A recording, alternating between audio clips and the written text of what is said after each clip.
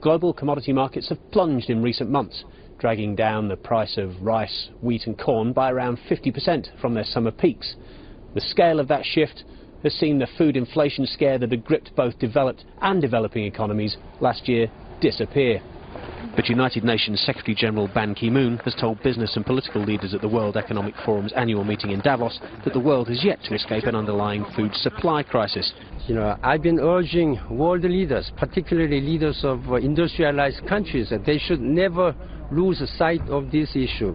This is the issue and challenge for most vulnerable people, 1 billion most vulnerable people in the world.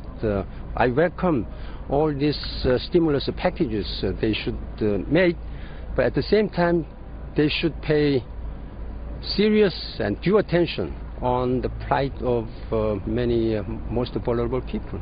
Governments around the world have so far pledged an estimated $6 trillion in the last year to bail out broken banks, guarantee debt and unblock frozen credit markets.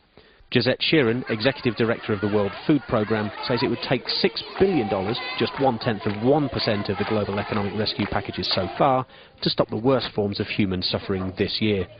And she says the deepening world recession and uncertainty in global markets makes 2009 a crucial year for action, especially as the number of people she expects her organisation to feed this year tops 100 million. We're witnessing a fundamental breakdown in confidence in global food markets, where nations still are not sure they can get enough food at an affordable price to be able to say they can feed their populations. Stocks are still at an all-time low. Now, this is a winnable problem, but if the President and Prime Ministers of the world do not focus on it, we will not stay ahead of this curve. In many countries, the food crisis is ever present, and huge volatility in prices over the last 12 months has pushed millions more people into hunger.